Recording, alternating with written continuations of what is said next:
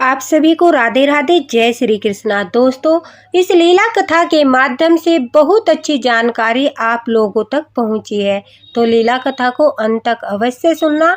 और लड्डू गोपाल ने जो मार्गदर्शन किया है, आप उन नियमों का पालन अवश्य ही करना। आज की लीला कथा हमारे साथ रेखा जी ने शेयर की है। दोस्तों, देव उठनी एकादशी आने वाली है और सभी भक्त जो होते हैं वो देव उठनी एकादशी को अवश्य ही मनाते हैं, क्योंकि यही वो एकादशी है। अगर कोई बुजुर्ग, कोई बच्चे, कोई भी यानी एकादशी के व्रत प्रारंभ करना चाहता है तो इससे उत्तम अवसर आपके पास नहीं है। इसी एकादशी से आप व्रत प्रारंभ कर सकते हो। ये एक दो एकादशी है, जैसे उत्पन्ना एकादशी हो गई, निर्जला एकादशी हो गई और देव उठनी एकादशी हो गई। इनमें देव उठनी एकादशी जो है वो सबसे बड़ी एकादशी मानी जाती है, निर्जला एकादशी की तरह ही। तो आप देव उठनी एकादशी से अपने व्रत प्रारंभ कर सकते हो, अगर आप एकादशी के व्रत पकड़ना चाहते हो।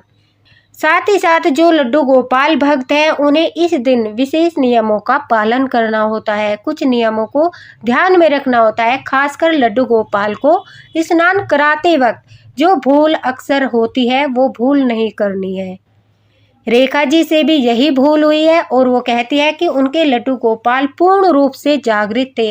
वो पिछले 1 वर्ष से लड्डू गोपाल की सेवा कर रही थी। लड्डू गोपाल की अनुभूतियां भी उन्हें होती थी, साथ ही साथ बाल गोपाल की लीलाओं का अनुभव भी उन्होंने किया है।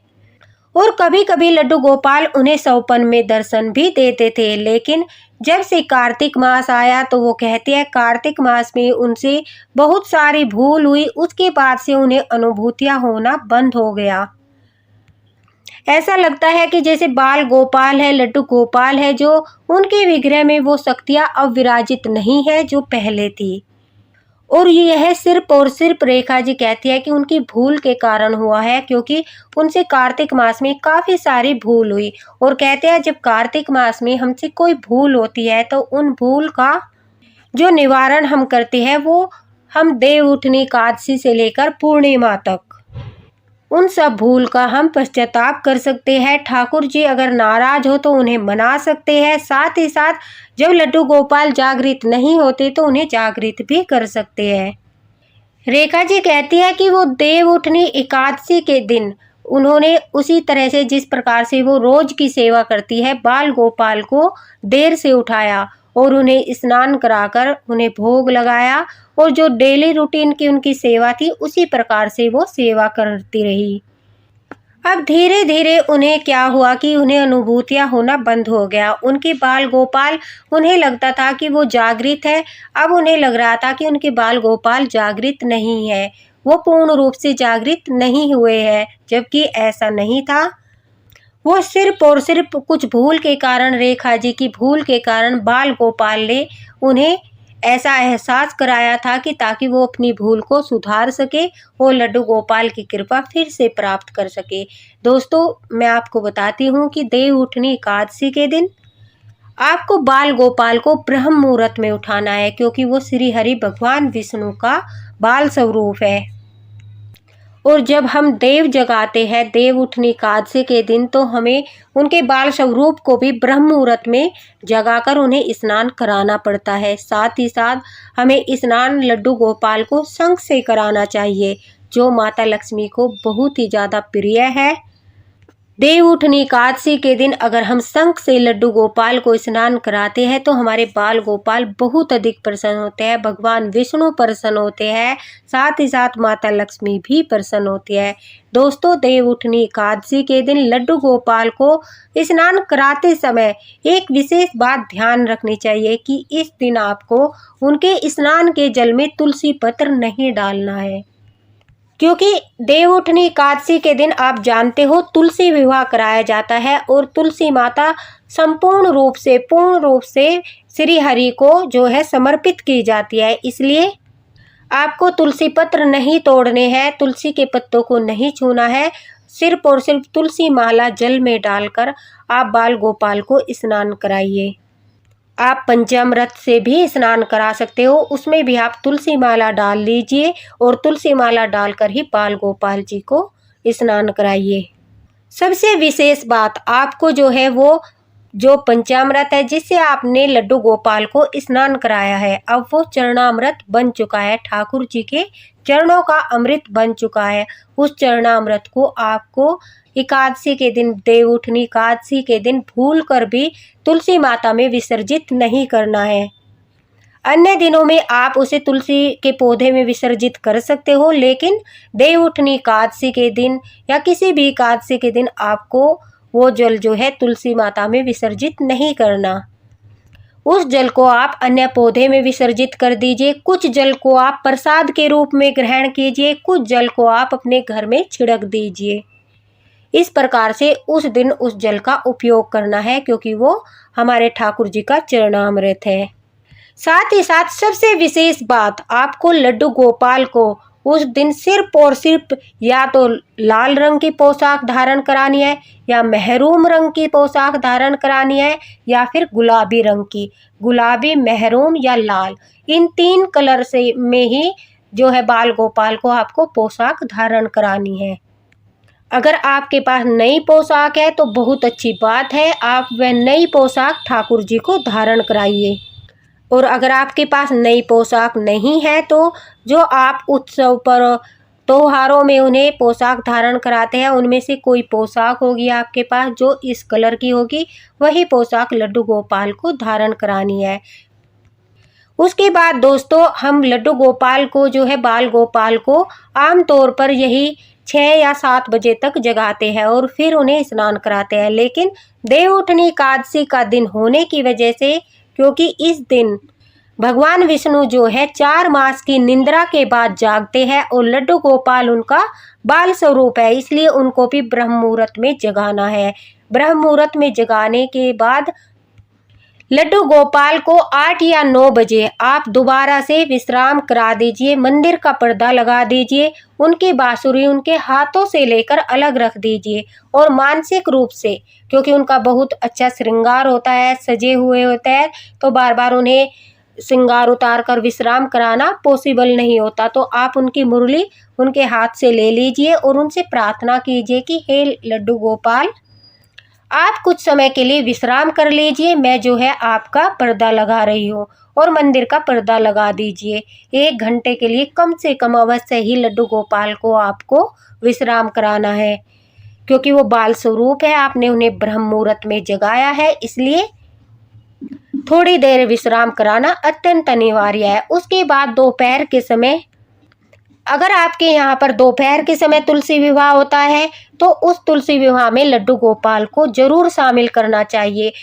कुछ भक्तों का कमेंट आया था कि क्या वो लड्डू गोपाल के साथ तुलसी विवाह करा सकते हैं, क्योंकि जो लड्डू गोपाल है वो भी तो विष्णु जी का ही अवतार है। तो दोस्तों बिल्कुल नहीं, क्योंकि देखिए लड्डू गोपाल विष्णु भगवान का बाल स्वरूप है, और जो तुलसी माता का विवाह कराया जाता है वो उनके शालिग्राम रूप में कराया जाता है।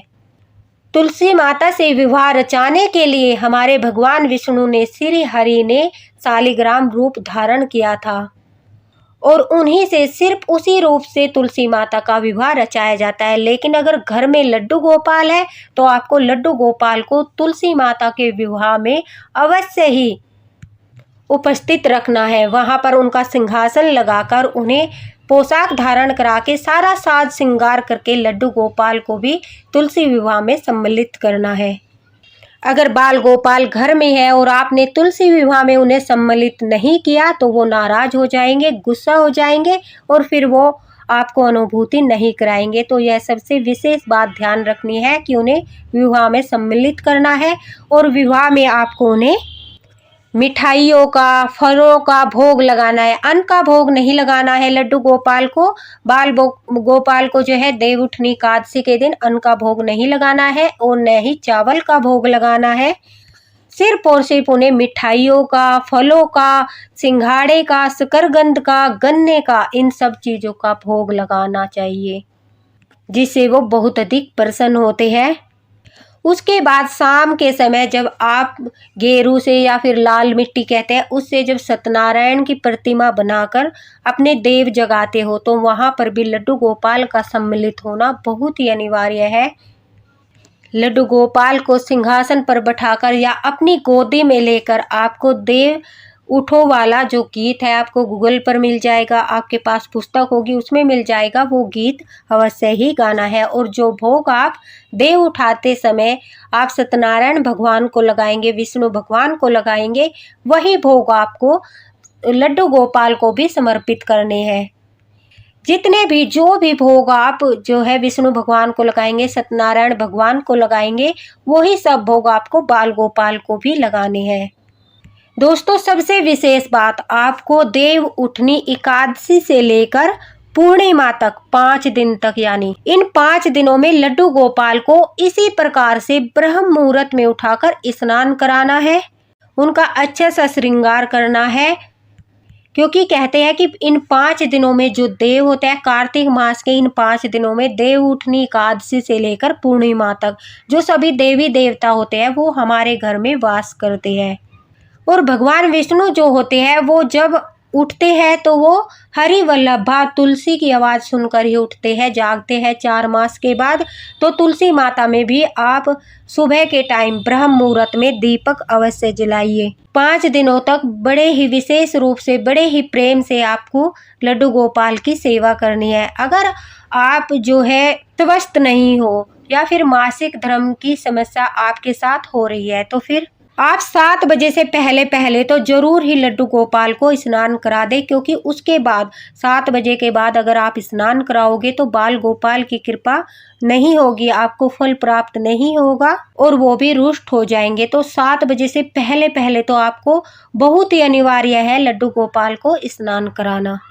और इन 5 दिनों में अगर आपके पास शंख है, दक्षिणावर्ती शंख हो या फिर सिंपल शंख हो, शंख से ही आप लड्डू गोपाल को स्नान कराइए। अगर आपके पास शंख नहीं है तो दोस्तों आप तांबे के लोटे से लड्डू गोपाल को स्नान कराइए। अब रेखा जी से यह भूल हुई थी कि उन्होंने बाल गोपाल को जो है न तो ब्रह्म मुहूर्त में जगाया, न ही उनका विशेष श्रृंगार किया, न ही तुलसी विवाह किया और न ही तुलसी विवाह में लड्डू गोपाल को सम्मिलित किया। साथ ही साथ उन्होंने इन 5 दिनों में भी कोई लड्डू गोपाल की विशेष सेवा नहीं की, जिसके कारण से उनके जो जागृत लड्डू गोपाल से शायद वो फिर से उनकी शक्तियाँ जो थी लड्डू गोपाल की वो फिर से विग्रह में से निकलकर वापस वृंदावन अपने धाम को चली गई, जिससे लड्डू गोपाल ने उन्हें अनुभूतियाँ कराना बंद कर दिया और उनके ऊपर से लड्डू गोपाल की कृपा भी हट गई। क्योंकि अगर घर में लड्डू गोपाल है तो देखिए हमें उनके जो उत्सव है, उनके जो त्योहार है वो तो हमें धूमधाम से मनाने ही पड़ते हैं। आप देव उठनी एकादशी के दिन अगर व्रत नहीं रखते फिर भी आपको लड्डू गोपाल की सेवा करनी है। तुलसी माता का विवाह भी आप करा सकते हो। अगर आप ज़्यादा काम धाम जोड़कर तुलसी माता का विवाह नहीं करा सकते या फिर आप व्रत नहीं रखते तो सिर्फ और सिर्फ आपके घर में अगर तुलसी का पौधा है, लड्डू गोपाल भक्त हो तो तुलसी का पौधा तो अवश्य ही होगा। तो आप सिर्फ और सिर्फ जो तुलसी माता है उन्हें श्रृंगार का सारा सामान समर्पित कर दीजिए, उनकी परिक्रमा कीजिए, उनके सामने दीपक जलाइए और उनसे अपनी भूल चूक के लिए प्रार्थना कीजिए। अब रेखा को जब लड्डू गोपाल की अनुभूति नहीं हुई, उनके दर्शन नहीं हुए, काफ़ी समय तक उनका जो है श्रृंगार करते समय भी मन नहीं लगता था, पूजा में मन नहीं लगता था, उन्हें ऐसा लग रहा था जैसे बाल गोपाल जो है वो विग्रह में है ही नहीं। क्योंकि जब लड्डू गोपाल विग्रह में होते हैं, पूर्ण रूप से स्थापित होते हैं तो दोस्तों हमें पता चल जाता है, हमें अलग सी अनुभूति होती है, उनके स्पर्श मात्र से ही हमें अनुभूति होती है।